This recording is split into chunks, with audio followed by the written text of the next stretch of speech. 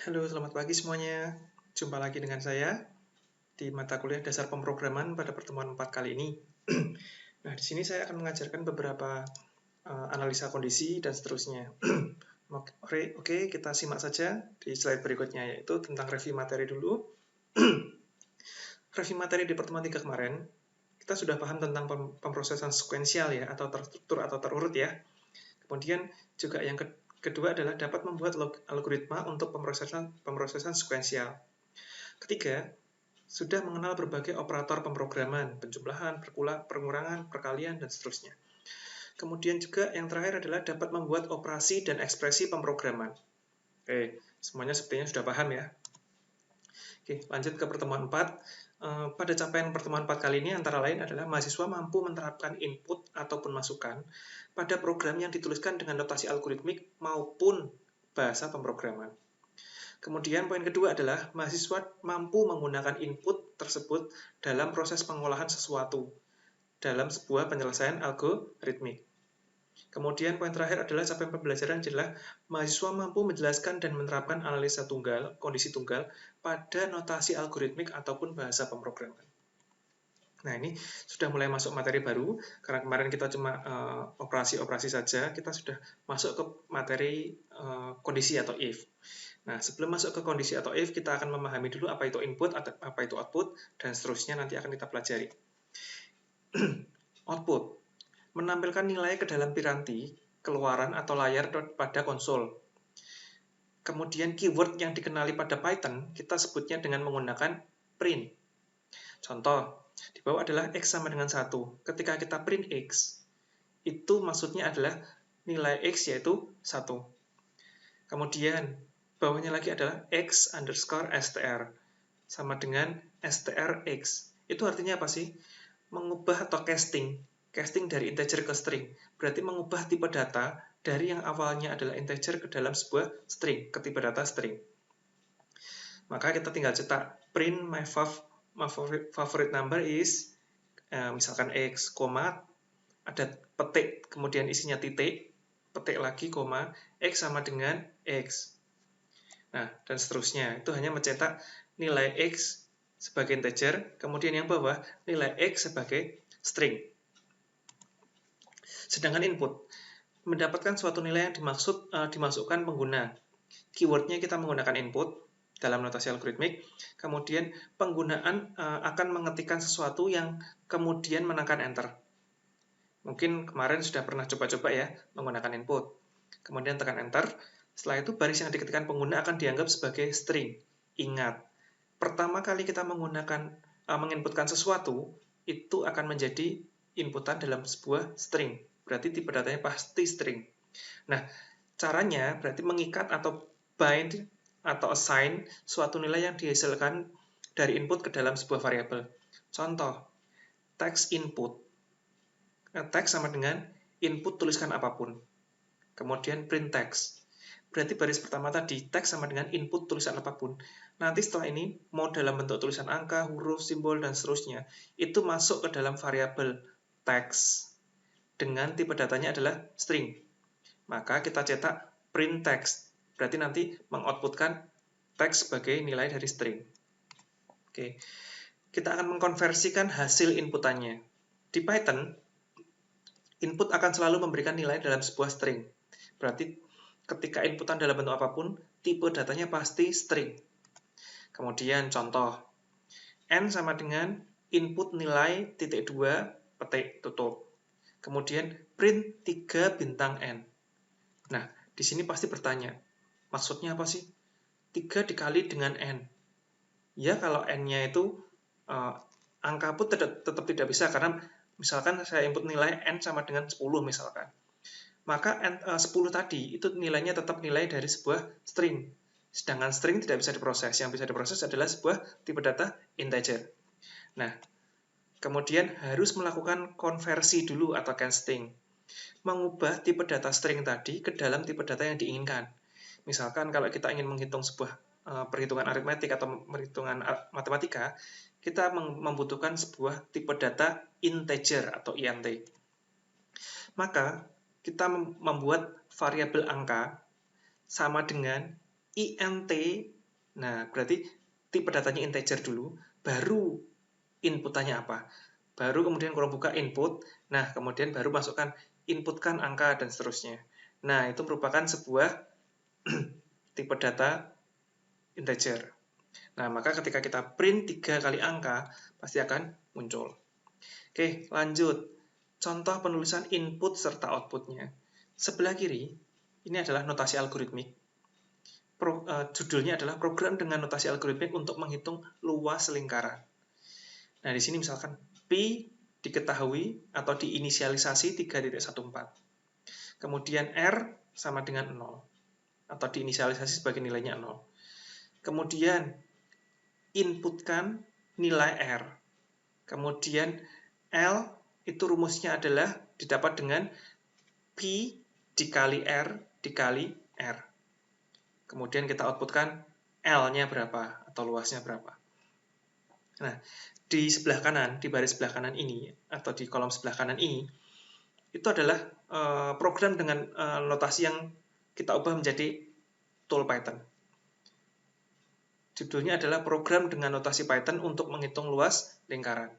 Nah, di kamus, kalau tadi sebelah kirinya Pi, tanda panah ke kiri, kalau di kamus tadi, nah kita translasikan ke dalam bahasa pemrograman di Python, Pi sama dengan 3.14, R sama dengan 0. Oke, selesai untuk kamus. Kemudian algoritma. Nah, ini dia. R sama dengan float. Kenapa float? Karena ada Pi yang nilainya itu pecahan. Jadi bukan bilangan bulat. Kalau integer itu bilangan bulat. Nah, kita buat sekarang tipe datanya sekarang R atau jari-jarinya adalah float. Float supaya apa? Supaya nanti ada perkalian tadi bisa menghitung angka di belakang koma. Float, kemudian ada input, kurung buka, kurung tutup, terus ada kurung tutup lagi. Artinya apa? Kurung buka, kurung tutup yang ada di dalam itu merupakan kurung buka, kurung tutup yang ada di dalam sebuah inputan. Sedangkan kurung buka setelah float ini, kemudian kurung tutup setelah ada kurung tutup lagi, itu merupakan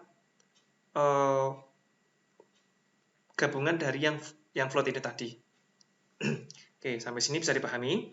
Lanjut ke bawahnya. L sama dengan Pi bintang R. Artinya apa? Menghitung luas itu dengan rumus Pi dikalikan R. Berarti R-nya dikalikan sebanyak 2 kali. Oke.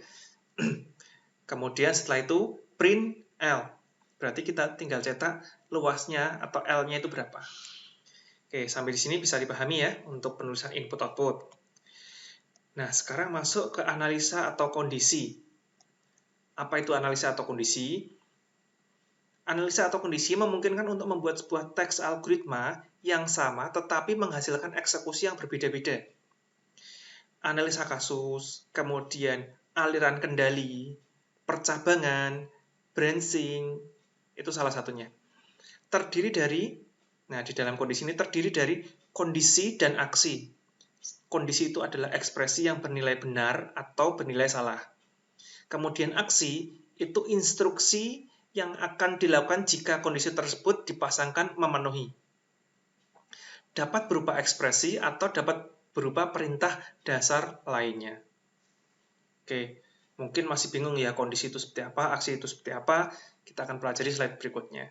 Nah, misalkan ini ada contoh analisa kondisi tunggal.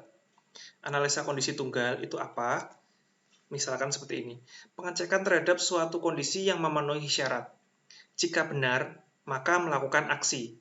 Jika kondisi tersebut benar, maka melakukan aksi. Jika salah, tidak melakukan apapun atau kita abaikan. Nah, di dalam notasi algoritmik, keywordnya adalah if, kemudian then. Contoh di sini, if, kemudian ada kondisinya apa, terus kemudian ada then. Baru kemudian diikuti aksi. Aksinya itu terletak di dalam if. Artinya apa? Ketika ada di dalam if, maka dia melakukan indentasi ke kanan atau tab ke kanan 1 kali. Nah, pada Python itu kita gambarkan dengan if dalam kurung kondisinya apa, kurung tutup, kemudian titik 2. Then-nya itu titik 2. Habis ini ngapain sih? Nah, ini menjorok ke kanan, satu tab, kemudian aksinya apa? Nah, di sini ada perintahnya, perhatikan indentasinya. Indentasi itu menjorok ke kanan. Jadi ada jeda, ada jarak antara if di sini dengan aksinya. Itu ada space di sini. Itu kita sebut sebagai indentasi. Indentasi itu bisa berupa tab atau bisa berupa spasi. Intinya adalah jarak dari urutan ini, jaraknya menjorok ke kanan berapa kali. Oke, contoh analisa kasus tunggal. Pada tabel di bawah ini, algoritma untuk menampilkan bilangan bulat positif dari masukannya adalah nilai variabel n. Misalkan nih, kamus n panah ke kiri 0. Algoritmanya, misalkan ini ada input n. Berarti nanti ada inputan n. Kemudian ada kondisi if-nya kondisi, kemudian ini apa nih? Kondisi yang ada yaitu n lebih besar dari 0. Berarti jika n lebih besar dari 0, maka atau then, berarti if itu kan jika ya. If n lebih besar dari 0, maka, nah di sini ada kata-kata maka. Ketika maka itu berarti harus terpenuhi dulu. Kalau tidak terpenuhi maka abaikan. Berarti tidak masuk ke dalam kondisi if ini tadi. Nah, misalkan jika n lebih besar dari 0 itu terpenuhi atau then tadi, maka outputkan misalkan output dalam kurung bilangan bulat positif. Petik tutup, kurung tutup. Nah, selesai. Itu untuk notasi algoritmik. Bagaimana cara pengetikan di dalam sebuah tool Python? Misalkan nih di sini, dari kamus tadi n panah ke kiri 0, kita ubah di Python menggunakan n sama dengan 0. Oke, perbedaannya di sini ya, di Python ya. Yang tadinya di notasi algoritmik itu panah ke kiri 0, kemudian di sini sama dengan 0, di Python sama dengan 0. Oke, kemudian algoritma. Di dalam notasi algoritmik tadi input n. Nah, di dalam Python, n sama dengan int. Nah, di sini kita sudah mulai masuk ke dalam tipe data. int dulu, baru input, kemudian kurung buka, kurung tutup. Kemudian terakhir, kurung tutup lagi. Artinya apa? Berarti di dalam inputan ini tadi, bertipe data, integer, yang nantinya disimpan ke dalam variabel n. Oke, setelah n diinputkan, nilai n berarti sudah ada nilainya, misalkan saya inputkan 10. Nah, maka di sini dicek, if n lebih besar dari 0,2, apakah n lebih besar dari 0? Tadi misalkan saya inputkan 10. Maka 10 lebih besar dari 0 tidak? Ya, betul. Jika benar, maka kita menjalankan bawahnya ini. Menjalankan yang ada di indentasi tadi. Print bilangan bulat positif. Berarti nanti akan ada output tadi bilangan 10 tadi merupakan bilangan bulat positif. Pak, kalau saya inputkannya -1. Nah, sekarang dicek lagi.